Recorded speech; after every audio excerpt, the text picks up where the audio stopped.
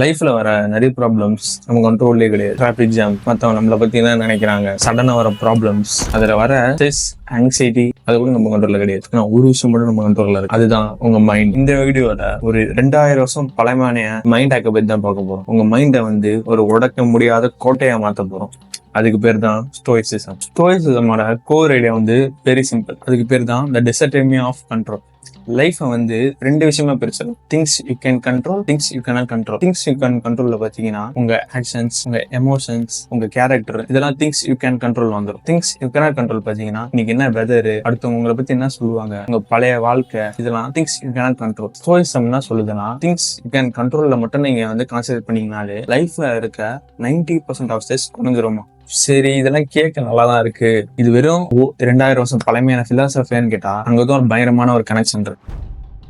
இன்னைக்கு மாடர்ன் சைக்காலஜில பாத்தீங்கன்னா ஒரு ஃபேமஸ் தெரப்பி இருக்கு. அது பேர் தான் சிபிடின்னு சொல்லுவாங்க, காக்னிட்டிவ் பிஹேவியரல் தெரப்பி. இந்த சிபிடி பாத்தீங்கன்னா இதோட மெயினா ஆரிஜின் இது பிலாசபியே ஸ்டோயிசிசம். எபிக்டஸ்ன்ற ஒரு ஸ்டோயிக் பிலாசபி சொல்றாரு, ஒரு விஷயம் நடக்குதுன்னா அதை பத்தி, அந்த விஷயத்தை பத்தி நம்ம கடுப்பாகல, ஆனா அதோட ஒப்பீனியனை பத்தி தான் நம்ம இது ஆகுறோம் சொல்றாரு. It's not about the things that upset as but the opinion about the things. இதுதான் சிபிடியோட கோர் பிரின்சிபல். சோ நம்ம இங்க பார்க்க போறது வெறும் பிலாசபி மட்டும் கிடையாது, இது சயின்ஸ் பேக்டு மென்டல் ட்ரைனிங். இது கேட்க கொஞ்சம் ஸ்டேஞ்சா இருக்கலாம். ஸ்டோயிக் சொல்றாங்க உங்க லைஃப்ல ஒஸ்தா என்ன நடக்கும் அதை பத்தி யோசிக்க சொல்றாங்க. சோ ஏன் இப்படி? ரெண்டு ரீசன் இருக்கு. முதல்ல பாத்தீங்கன்னா, நீங்க ஒஸ்தா என்ன நடக்கும்னு நினைச்சு வச்சுட்டீங்கன்னா அந்த விஷயம் நடந்தா கூட நீங்க ஷாக் ஆக மாட்டீங்க, ஏன்னா நீங்க ஆல்ரெடி மென்டலா ப்ரிப்பேர்டா இருப்பீங்க. செகண்ட் பாத்தீங்கன்னா பில்ஸ் கிரெடிட். இப்ப நீங்க உங்க ஜாப் இழக்கிறத பத்தி யோசிச்சீங்கன்னா இப்ப இருக்க ஜாபோட வேல்யூ உங்களுக்கு தெரியும். ஹெல்த் பத்தி யோசிச்சீங்கன்னா இப்ப நீங்க எவ்வளவு ஹெல்த்தியா இருக்கீங்கன்னு உங்களுக்கு புரியும். It's a powerful way to build gratitude. Second பாத்தீங்கன்னா the view from above. நம்மளுக்கு ஒரு ப்ராப்ளம் இருக்கும்போது நம்ம அந்த ப்ராப்ளம் தான் நம்மளுக்கு உலகத்திலே பெருசா நினைப்போம், கரெக்ட் தானே? சோ ஸ்டோயிக்ஸ் இதுக்கு ஒரு பெஸ்ட் சொல்யூஷன் வச்சிருக்கேன். நீங்க கண்ணை மூடிட்டு இமேஜின் பண்ணிக்கோங்க, ஒரு கேமரா உங்க ரூம்ல இருந்து ஜூம் அவுட் ஆகுது. ஜூம் அவுட் ஆகி உங்க வீடு தெரியும், உங்க வீட்டுல இருந்து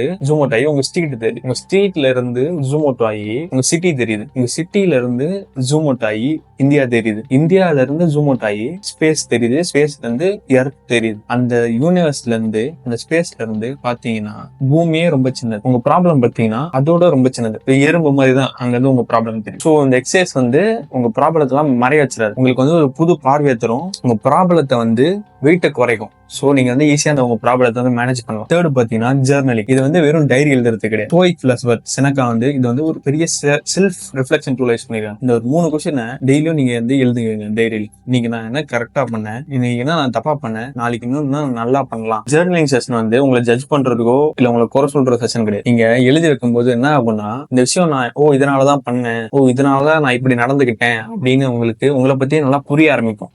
உங்களுக்கு நல்லா உங்களை பத்தி புரிய ஆரம்பிக்கும் போது நீங்க ஒரு டிசிஷன் எடுக்கும் போதும் சரி, யோசிக்கும் போதும் சரி, இன்னும் நல்லா டிசிஷன் எடுப்பீங்க. இது ஒரு செல்ஃப் அவேரா இருக்கிறதுக்கான டூல் தான். ஸோ ஸ்டோயிசம் பாத்தீங்கன்னா எமோஷனல் லெஸ்ஸா இருக்கிறது கிடையாது, இது ஒரு ஆர்மரை பில்ட் பண்ற மாதிரி. ஸோ நீங்க நல்லா யோசிச்சு பாத்தீங்கன்னா லைஃப்ல நடக்கிற விஷயம் எதுவுமே நம்ம கண்ட்ரோல்ல கிடையாது. சுத்தி என்ன நடக்குதுன்னு சுத்தமா நம்ம கண்ட்ரோல்ல கிடையாது. இந்த வீடியோ ஃபுல்லா பாத்தீங்கன்னா உங்களுக்கு புரியுது. ஆனா உள்ள என்ன நடக்குதுன்றது நம்ம கண்ட்ரோல்ல தான் இருக்கு. நீங்க இது பண்ணி பாத்துக்கோங்க, இமேஜின் பண்ணி பாத்துக்கோங்க. ஒரு விஷயம் சந்தோஷமா நடக்குதுன்னா அதுக்கு நம்ம சோகமா ரியாக்ட் பண்ணலாம், சந்தோஷமா ரியாக்ட் பண்ணலாம். அதே மாதிரி சோகமான விஷயத்துக்கு சந்தோஷமா ரியாக்ட் பண்ணலாம், சோகமா ரியாக்ட் பண்ணலாம். கேட்க ஒரு மாதிரி இருக்கும். ஆனா நீங்க நல்லா யோசிச்சு பாத்தீங்கன்னா ரெண்டும் வேற வேற. சுத்தி என்ன நடக்குதுன்றது ஒரு தனி வருது, உள்ள என்ன நடக்குதுன்றது நம்ம கையில தான் இருக்கு. சோ ஸ்டோயிசம் இங்கதான் வருது. இந்த மாதிரி உள்ள என்ன நடக்குதோ அதை நம்ம கண்ட்ரோல் பண்ணாலே போதும், வெளியே இருக்கிற நம்ம எதுவும் கண்ட்ரோல் பண்ண தேவையில்ல.